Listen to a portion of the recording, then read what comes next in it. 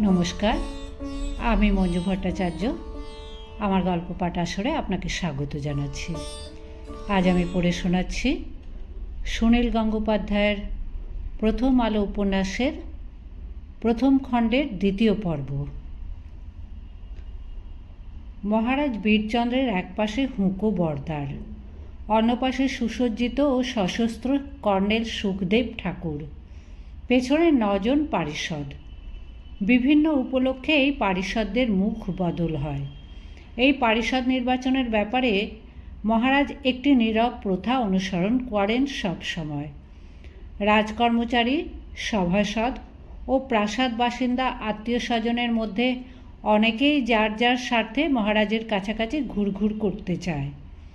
চাটুকারিতায় মহারাজকে খুশি করতে পারলে জীবন সার্থক বোধ করে, কিন্তু মহারাজ তাঁর মর্জি মতন এক এক সময় এক একটি দল বেছে নেন। যারা কাছাকাছি সমবেত হয়, মহারাজ তাদের প্রত্যেকের মুখের দিকে একবার দৃষ্টি ন্যস্ত করেন। এক একজনের সঙ্গে চোখাচোখি হবার পর তার ভুরু কুঁচকে যায়। তখন সে ব্যক্তি পায়ে পায়ে পিছু হটে আড়ালে চলে যেতে বাধ্য। মহারাজ কখন, কেন, কাকে অপছন্দ করেন তা বোঝা অতি দুষ্কর।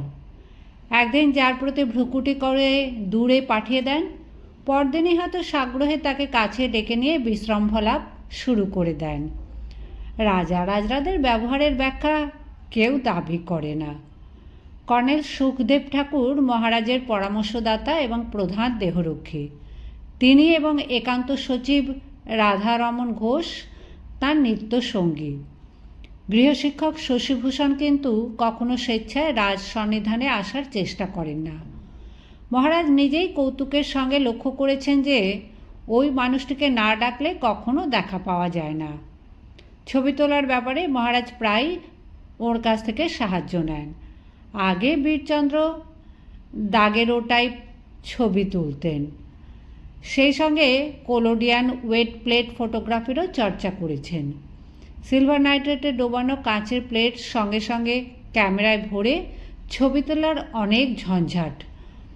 শশীভূষণই তাঁকে ড্রাই প্লেটের সন্ধান দিয়েছেন, কিন্তু শশীভূষণ মহারাজের কাছ থেকে কখনো অতিরিক্ত পারিতোষিক নিতে চান না। মনে হয় শশীভূষণের অর্থাভাব নেই, হয়তো তার যথেষ্ট পৈতৃক সম্পত্তি আছে। তাহলে কেন তিনি কলকাতার চাকচিক্যময় পরিবেশ ছেড়ে এই জঙ্গলের দেশে শিক্ষকতার কাজ নিয়ে এসেছেন কে জানে। গড়গড়ার নলে মৃদু টান দিতে দিতে বীরচন্দ্র কয়েকবার ভ্রু কুঞ্চিত করে কয়েকজন অনুসরণকারীকে বিদায় দিলেন। তারপর প্রাসাদ থেকে বার হওয়ার ঠিক আগে সিংহদ্বারের আড়ালে দাঁড়িয়ে একান্ত সচিবকে জিজ্ঞেস করলেন, ঘোষমশাই, প্রতি বৎসর এই উৎসবের দিনে আমি প্রজাদের পক্ষে মঙ্গলময় কোনো সুবিধার কথা ঘোষণা করি। এবছর কী ঘোষণা করব ঠিক করেছ? রাধারমণ ঘোষ মধ্যবয়স্ক ও মধ্যম আকৃতির মানুষ। তার বেশবাস অতি সাধারণ, পা দুটি নগ্ন।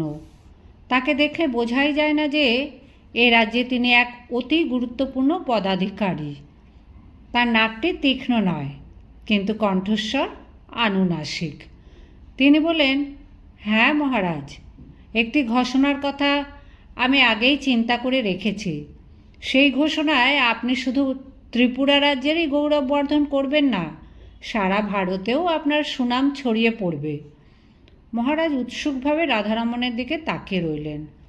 রাধারমণ বললেন, এই বিষয়টি নিয়ে আমি কর্নেল ঠাকুরের সঙ্গেও আলোচনা করেছি, তিনিও আমার সঙ্গে একমত।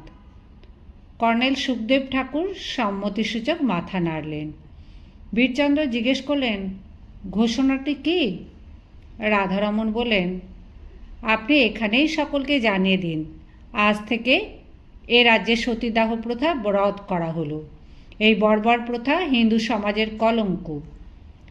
বীরচন্দ্র আনত নয়নে চুপ করে রইলেন। কর্নেল সুখদেব ঠাকুর বললেন, আপনি কৃতদাস প্রথা রদ করে দিয়ে অশেষ গৌরবের অধিকারী হয়েছেন। রাজপ্রাসাদের কৃতদাসরা মুক্তি পেয়েছে, প্রজারা আপনার নামে ধন্য ধন্য করেছে। রাধারমণ বললেন, ভূমি সংস্কারের জন্য আপনি যে প্রশংসনীয় উদ্যোগ নিয়েছেন।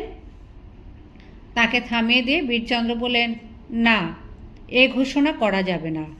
এ প্রথা রদ করার সময় এখনো আসেনি। এ প্রথা অতি প্রাচীন ও ধর্মীয়। এ রাজ্যে সতীদের কেউ জোর করে না। তারা স্বেচ্ছায় স্বামীর সঙ্গে সহমরণের স্বর্গে যায়। আমার প্রজাদের এই ধর্মীয় বিশ্বাসে আমি আঘাত দিতে পারি না। রাধারমণ বললেন, মহারাজ, ইংরেজ আসার পর বড়লাট উইলিয়াম বেন্টিং সতীদাহ প্রথা বেআইনি বলে ডিক্রি জারি করেছেন। সেও অনেক দিন হয়ে গেল। সারা ভারত তা মানে। ত্রিপুরা কি পিছিয়ে থাকবে? বীরচন্দ্র গম্ভীর স্বরে বললেন, ভুলে যেও না, আমার ত্রিপুরা ইংরেজ রাজত্বের মধ্যে পড়ে না। সব ম্লেচ্ছ আইন মানতে আমি রাজি নই। রাধারমণ বললেন, মহারাজ, সতীদাহ প্রথাকে ধর্মপালন বলা চলে না। এ হলো ধর্মের ব্যভিচার। আপনি নিশ্চয়ই রাজা রামমোহনের নাম শুনেছেন। বীরচন্দ্র এক হাত তুলে বলেন, ওসব তর্কের কথা এখন থাক। যুগ যুগ ধরে চলে আসছে যে প্রথা, তা এক কথায় রদ করা যায় না। অনেক চিন্তা ভাবনা করতে হবে। প্রজাদের মনোভাব জানতে হবে। ঘোষমশাই, আমার বাবার আমলের উৎসবের দিনের এই বিশেষ ঘোষণার ব্যাপারটা নিয়ে আগে থেকে অনেক আলোচনা করতে হতো। সুললিত ভাষায় সেটি লেখা হতো। তারপর আমার বাবা তা পাঠ করতেন। আর আমি প্রজাদের সম্মুখে যাবার ঠিক আগের মুহূর্তে এই থামের আড়ালে দাঁড়িয়ে একটা কিছু ঠিক করে নিতে চাইছি। এভাবে কাজ চলে? আমি অন্যান্য বিষয়ে ব্যাপৃত থাকি। তোমরা আগের থেকে কিছু ঠিক করে রাখতে পারো নি? রাধারমণ বলেন, একটা বিরাট ঘোষণার কথা তো ঠিক হয়েই আছে। আমি নিজে তার বয়ান প্রস্তুত করেছি। লিপিকরকে দিয়ে রোপকারিও করা হয়েছে। কুমার রাধাকিশোর আপনার উত্তরাধিকারী হিসেবে স্বীকৃতি পাবেন আজ। মহারাজ বীরচন্দ্রের মুখখানি এতক্ষণ ব্যক্তিত্ব ও গাম্ভীর্যের টসটস করছিল। এবার সেই মুখে যেন এসে পড়ল শিশুর চাঞ্চল্য। তিনি হাতের ইঙ্গিতে পেছনের পারিষদদের, এমনকি হুঁকো বর্দারকেও দূরে সরে যেতে বললেন। তারপর খানিকটা ভয়ার্ত ফিসফিস স্বরে বললেন, ওই ঘোষণাটি আমি এবছর স্থগিত রাখতে চাই। সামনের বারে দেখা যাবে। রাধারমণ এমন কথা শুনে খুব বিস্মিত হলেন নিশ্চয়ই, কিন্তু তার মুখে কোনো রেখা ফুটল না। কর্নেল সুখদেব ঠাকুরের সারা মুখখানি চমকিত। রাধারমণ ধীর কণ্ঠে বললেন, তার ফল ভালো হবে না। বীরচন্দ্র নিজের কর্মচারীর কাছে খানিকটা অনুনয় করে বলেন, কেন? 1 বছর দেরি হলে কি এমন ক্ষতি হবে? আমার স্বাস্থ্য ভালো আছে। আমি হঠাৎ করে মরেও যাচ্ছি না। রাধারমণ বললেন, মহারাজ, আপনি শতায়ু হন। আমরা সকলেই তাই চাই। কিন্তু কুমার রাধাকিশোরের কত বয়স হলো তা আপনি খেয়াল করেছেন কি? তিনি যুবক হয়েছেন অনেক দিন আগে। কুমার ধীর, স্থির, দায়িত্বশীল। আপনি গান বাজনা, ছবি আঁকা, ফটোগ্রাফি নিয়ে নিরত থাকেন। এখন কুমারের হাতে রাজকার্যের কিছু দায়িত্ব দিলে রাজ্যেরই মঙ্গল হবে। দাও না কিছু কিছু দায়িত্ব। খাজনা আদায়ের ভার দাও, স্কুল খোলার ভার দাও। তার আগে পদাধিকার দেওয়াটাও বিশেষ জরুরি। মহারাজ, আপনি কি যুবরাজ পদ দেবার ব্যাপারে আপনার মন বদল করেছেন? না না, তেমন কথা তো বলিনি। কুমারের যোগ্যতা সম্পর্কে আমার কোনো সন্দেহ নেই। শুধু বলছি, ঘোষণাটা বিলম্বিত হোক। তাতে শুধু কুমার নন, আরও অনেকে নিরাশ হবেন। সবাই ধরেই নিয়েছেন যে আজই কুমারের যুবরাজ্যের ঘোষণা হবে। সবাইকে জানিয়ে দিয়েছ বুঝি? মাত্র 3 জন ব্যক্তি ছাড়া আর কোনো কাকপক্ষীকেও আমি জানাইনি। তবু লোকে জেনে যায়। গত 2 বছর আপনি এই উৎসবের দিনে এখানে উপস্থিত থাকতে পারেননি। কার্শিয়াং ছিলেন। গতবার কার্শিয়াং গিয়েছিলাম। তার আগের বার ঢাকা শহরে যেতে হয়েছিল জরুরি কাজে। এবারে বড় আকারে উৎসব হচ্ছে। আপনি স্বয়ং প্রজাদের মাঝখানে গিয়ে দাঁড়াবেন। সকলেরই ধারণা কুমার রাধাকিশোরকে আপনি এবারেই তার প্রাপ্য সম্মান দেবেন। কুমার রাধাকিশোর আপনার বংশের আরও মুখোজ্জ্বল করবেন, তাতে কোনো সন্দেহই নেই। এবছর যদি ঘোষণা স্থগিত রাখি, তাহলে কুমার কি আমার বিরুদ্ধে বিদ্রোহ করবে নাকি? স্বয়ং কুমার তা করবেন না। কুমার অতিশয় নম্র, আপনাকে ভক্তি শ্রদ্ধা করেন, কিন্তু কুমারের অনুরাগীরা হঠাৎ ফুঁসে উঠলে আশ্চর্যের কিছু নেই। কুমার ইতিমধ্যে খুবই জনপ্রিয়। কিন্তু ঘোষমশাই, তুমি তো জানো যে মহাদেবী ভানুমতিরও যথেষ্ট লোকবল আছে। তার বাপের বাড়ির লোকজনরা যথেষ্ট শক্তি ধরে। মহাদেবী তাঁর সন্তানের জন্য সিংহাসনের দাবি ছাড়েননি। সমরেন্দ্রর সাঙ্গপাঙ্গরা যদি মণিপুরীদের উস্কানি দেয়, তাহলে হঠাৎ আগুন জ্বলে উঠতে পারে। রাধারমণ কর্নেল সুখদেব ঠাকুরের দিকে চেয়ে বলেন, এবার আপনি বলুন কর্নেল। কর্নেল ঠাকুর গলা খাঁকারি দিয়ে বলেন, মহারাজ, এই ব্যাপার নিয়ে আমরাও চিন্তা করেছি, খবরাখবর নিয়েছি। কুমার সমরেন্দ্রর পক্ষের লোকদের মধ্যে গুপ্তচর লাগানো হয়েছে। নিশ্চিত করে বলতে পারি, কুমার সমরেন্দ্র কিংবা তাঁর পক্ষের লোকেরা সেরকমভাবে তৈরি নয়। তাদের মধ্যে ক্ষোভ আছে বটে, বড় রানীর ছেলেই সিংহাসনের ন্যায্য অধিকারী, এরকম কথা তারা প্রচার করছেন, কিন্তু বিদ্রোহ ঘটাবার মতন সমর্থক তাদের নেই। রাধারমণ বললেন, কুমার রাধাকিশোরকে যুবরাজ হিসেবে ঘোষণা করে তার হাতে পুলিশ বাহিনী দিলে কেউ আর তার বিরুদ্ধতা করতে সাহস পাবে না। কর্নেল সুখদেব ঠাকুর বললেন, কুমার সমরেন্দ্রর উচ্চাভিলাষ অঙ্কুরেই বিনাশ করা দরকার, নইলে গোলযোগ শুরু হবে। মামলা মোকদ্দমায় জেরবার হতে হবে, তাতে এ রাজ্যেরই ক্ষতি। মহারাজ হঠাৎ চোখ পাকিয়ে বিকট মুখভঙ্গি করে দেহরক্ষীকে বললেন, তুই রাধাকিশোরের কাছ থেকে অনেক টাকা খেয়েছিস, তাই না? আমার কাছে তার হয়ে দালালি করছিস? আমি বেঁচে আছি, এর মধ্যেই কালনেমির লঙ্কা ভাগ হয়ে শুরু হয়ে গেছে। যত সব হারাম যাদের পাল। মহারাজ এবার সচিবের দিকে চাইলেন। রাধারমণ সোজাসুজি তাকিয়ে আছেন, এখনও তার মুখ ভাবলেশহীন। তার এরকম ঠান্ডা স্বভাবের জন্য মহারাজ তার ওপর কখনো উষ্মা প্রকাশ করতে পারেন না। এবার তিনি সিংহদ্বারের দিকে পা বাড়ালেন। তার অন্তরে এক ধরনের অসহায়তা ও তজ্জনিত ক্রোধ টকবক করছিল, কিন্তু বাইরে এসে আকাশের দিকে তাকিয়ে হঠাৎই আবার তার মেজাজ প্রশান্ত হলো। নির্মল আকাশে ফুটে আছে দশমীর চাঁদ, তার থেকে যেন ফুলের রেণুর মতো ঝরে পড়ছে জ্যোৎস্না। মহারাজের মনে হলো ওই চাঁদ যেন জীবন্ত। পুরাণ কাহিনীতে চন্দ্রদেবতা একজন পুরুষ এবং দুর্বল ক্ষয়রোগী, কিন্তু মহারাজের তা মনে হলো না। তিনি দেখলেন এক হাস্যময় নারীর মুখ, যেন স্বর্গলোক থেকে তাঁরই দিকে চেয়ে আছে। এখনই যদি ওই চাঁদের একখানা ফটোগ্রাফ তোলা যায়, তাহলে সেই নারীর মুখ নিশ্চিত ফুটে উঠবে। মহারাজকে দেখা মাত্র সহস্র কণ্ঠ একসঙ্গে জয়ধ্বনি দিল। জ্বলে উঠল অনেক রংমশাল। মহারাজ সেসব দিকে মনও দিলেন না। বারবার চাঁদের দিকে দৃষ্টিপাত করতে করতে তিনি সোজা হেঁটে গিয়ে উঠে দাঁড়ালেন মঞ্চে। অজস্র ফুল দিয়ে সাজানো হয়েছে মঞ্চটি। 7খানা পেট্রোম্যাক্স জ্বালিয়ে স্থানটি দিনের আলোর মতন আলোকিত। জয়ধ্বনির তখনও বিরাম নেই। মহারাজ স্থির হয়ে দাঁড়িয়ে রইলেন। তিনি যেন কিছুই শুনতে পাচ্ছেন না। আর একবার উপরের দিকে তাকিয়ে তার মনে হলো সহস্র চাঁদ যেন আকাশ ছেড়ে নেমে এসেছে অনেকখানি নিচে, একটু একটু দুলছে। এত মানুষের কোলাহল অগ্রাহ্য করে মহারাজ তাঁর সচিবের দিকে ফিরে বললেন, ঘোষমশাই, বলো তো এই পত্রটি কার রচনা?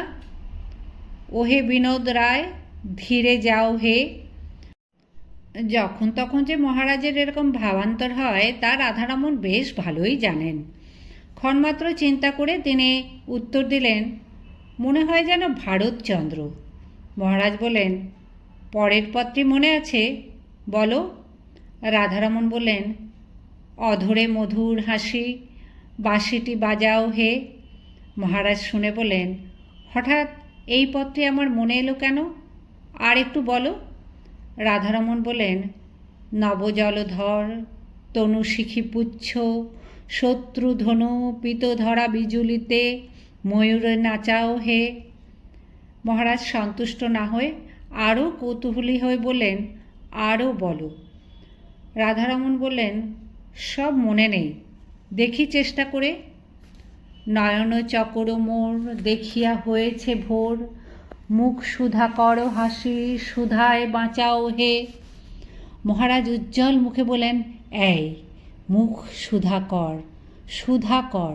দেখো দেখো, আকাশপানে একবার চেয়ে দেখো, শিখে পুচ্ছ তো ময়ূরের পাখা, তাই না? চকর মানে কি গো? রাধারমণ বললেন, আগে চকর হচ্ছে একরকম পাখি, রাত্রিরে ওড়ে। জয়ধ্বনি শেষ হওয়ার পর বিভিন্ন উপজাতীয় নেতারা নিয়ে আসছে উপহার ও উপঢৌকন।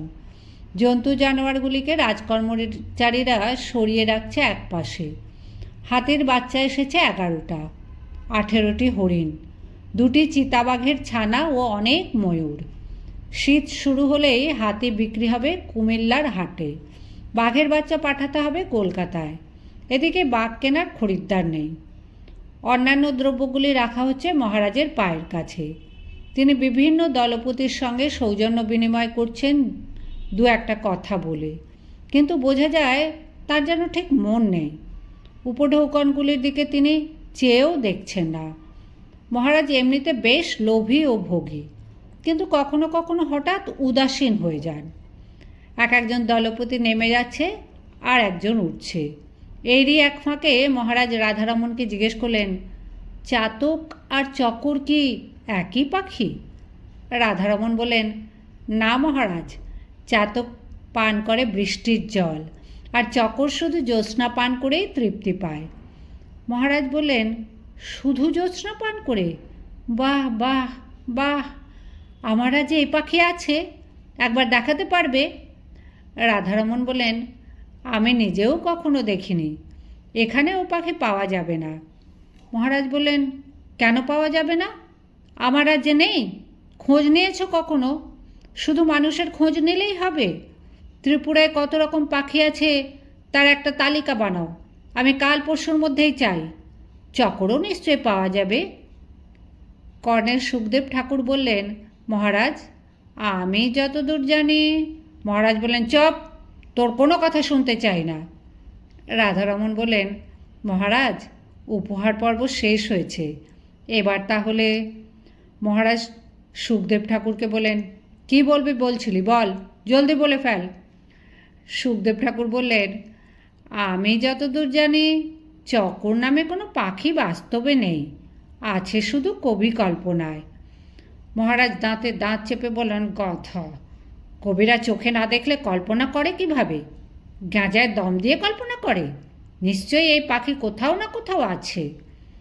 সুখদেবের প্রতি মহারাজের রাগ আরও বেড়ে যাবে এই আশঙ্কা করে রাধারমণ তাড়াতাড়ি বলেন, আপনি ঠিক বলেছেন মহারাজ, উনি জানেন না, নিশ্চয়ই চকর পাখি কোথাও না কোথাও আছে, বৃন্দাবনে নিশ্চয়ই দেখা পাওয়া যায়। মহারাজ বললেন, তবে বৃন্দাবনে লোক পাঠিয়ে একজোড়া ওই পাখি আনাবার ব্যবস্থা করো। আমার ত্রিপুরায় জ্যোৎস্নার অভাব নেই, এখানে ভালোই খেয়ে পড়ে বাঁচবে। ঘোষমশাই, ভারতচন্দ্রের কাব্যগুলির কোনো কেতাব আছে তোমার কাছে? রাধারমণ বলেন, আমার কাছে নেই, বাল্যকালে পড়েছি, কলকাতার দোকানে অবশ্যই পাওয়া যায়, বিদ্যাসাগর মশাইয়ের দোকানে। মহারাজ বললেন, সবই তোমার কলকাতায়, কেন আগরতলায় ভালো বইয়ের দোকান খুলতে পারো না? কালই দোকান খোলার ব্যবস্থা করো, আর আমাকে খানকতক পদাবলী কাব্য আনিয়ে দিও। রাধারমণ বললেন, অবশ্যই দেব মহারাজ। এবার তাহলে ঘোষণাপত্রটি। মহারাজ বলেন, আহা, বললাম তো ওটা আগামী বছরের জন্য মুলতুবি রাখো। রাধারমণ বলেন, সবাই অপেক্ষা করছে মহারাজ, পলিটিক্যাল এজেন্ট মহোদয়ও এরকম ইচ্ছা প্রকাশ করেছেন। যুবরাজের নিষ্পত্তি না হলে রাজ্যে অশান্তি দেখা দেবে। মহারাজ কর্নেল সুখদেব ঠাকুরকে বললেন, তুই হাঁ করে দাঁড়িয়ে আছিস কেন? তোকে আমার দরকার নেই, দূর হয়ে যায় এখান থেকে, 7 দিন আমার সামনে আসবি না। গধস্য গাধা, বৃন্দাবনে চকরপক্ষী পাওয়া যায় তাও জানে না। কর্নেল সুখদেব ঠাকুর যুক্ত হাতে প্রণাম করে বলেন, যথা আজ্ঞা মহারাজ। কর্নেল সুখদেব ঠাকুর মঞ্চ থেকে নেমে যাওয়ার পর রাধারমণ রৌপ্য দণ্ডে মোড়া ঘোষণাপত্রটি মহারাজের দিকে এগিয়ে দিয়ে বলেন, আপনি এটা পাঠ করুন মহারাজ। মহারাজ দেখলেন যাত্রাপালা দেখার উদ্গ্রীব ভঙ্গিতে সমস্ত প্রজাবৃন্দ তাকিয়ে আছে এই মঞ্চের দিকে। সবাই নিঃশব্দ। অদূরেই রয়েছে কুমার রাধাকিশোর ও তার দুই ভাই। রাজধানীর ক্ষমতাশালী ঠাকুর সম্প্রদায়ের বেশ কিছু মানুষ রয়েছে রাধাকিশোরের কাছাকাছি, অর্থাৎ ওরা ওই কুমারের সমর্থক। কিশোর সমরেন্দ্রও দাঁড়িয়ে রয়েছে অন্যদিকে। তাকে ঘিরে রয়েছে মণিপুরীরা। পাহাড় জঙ্গল থেকে এসেছে যে সমস্ত মানুষ, তারা কে কার সমর্থক কে জানে। শীতকালে জলাশয়ে স্নান করতে নামার আগে বালকের যেমন অনিচ্ছা থাকে, সেই ভঙ্গিতে মহারাজ বলেন, ঠিক আছে ঘোষমশাই, তুমি পড়ে শুনিয়ে দাও। রাধারমণ বললেন, সে কি মহারাজ, এমন একটা গুরুত্বপূর্ণ ঘোষণা প্রজারা আপনার সকণ্ঠে শুনতে চায়। মহারাজ বললেন, ওই একই কথা, তুমি শোনালেও যা, আমি শোনালেও তা। রাধারমণ তবু বলেন, আমার পাঠ করাটা ভালো দেখায় না।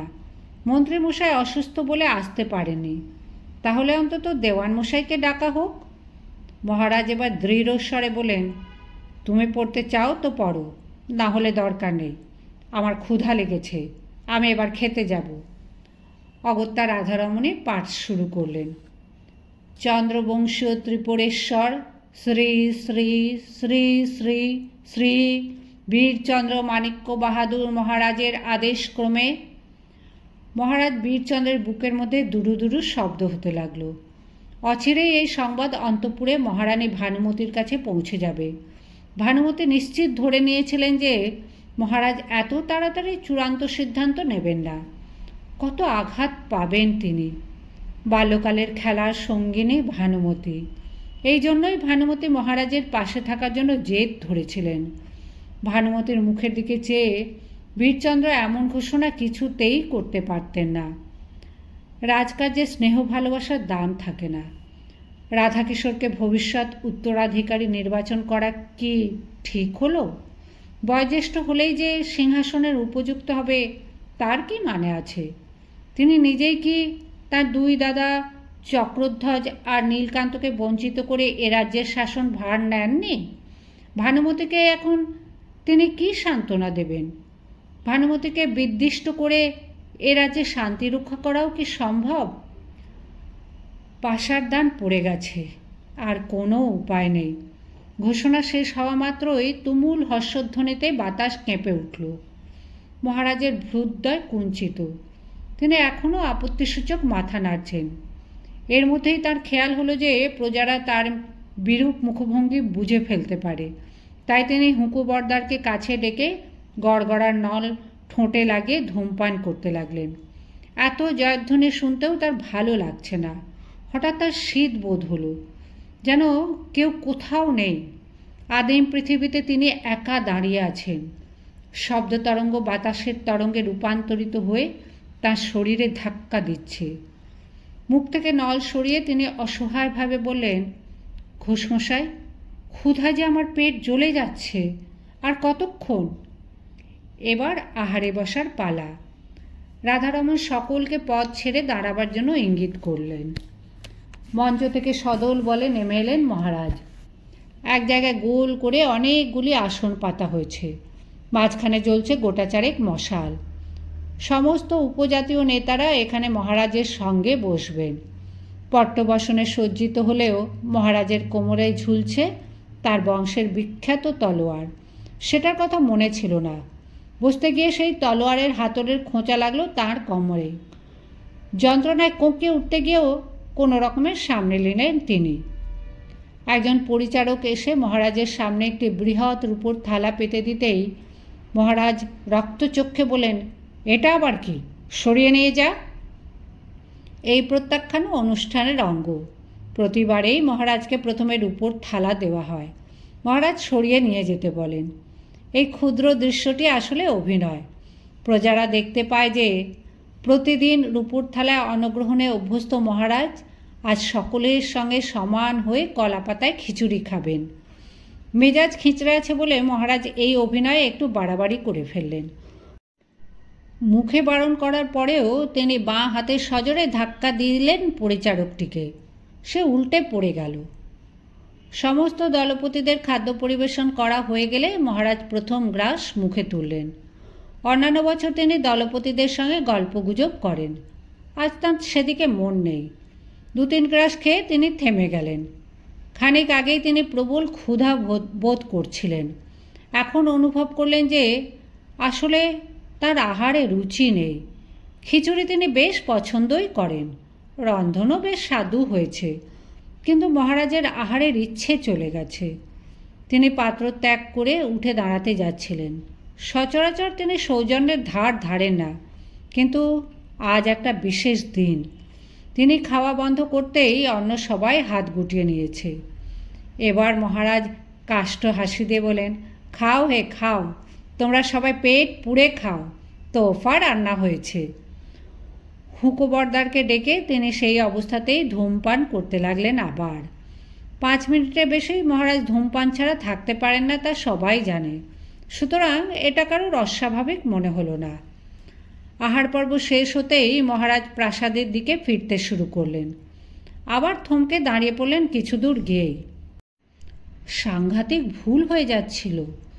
প্রাসাদে এখন তিনি কোন রানীর কক্ষে যাবেন? মহারানী ভানুমতির কাছে যাওয়ার প্রশ্নই ওঠে না। এ রাতে অন্য রানীর শয্যায় গিয়ে ভানুমতির দুঃখ আরও বাড়িয়ে দিতেও চান না তিনি। রাধারমণের দিকে ফিরে বলেন, আমি বাগান ঘরে যাব। কাশেম আলী, ভোলা চক্রবর্তী, যদু ভট্ট, নিসার হোসেনদের ডেকে পাঠাও। সারা রাত গান বাজনা হবে, আর কেউ যেন সেখানে আমাকে বিরক্ত না করে।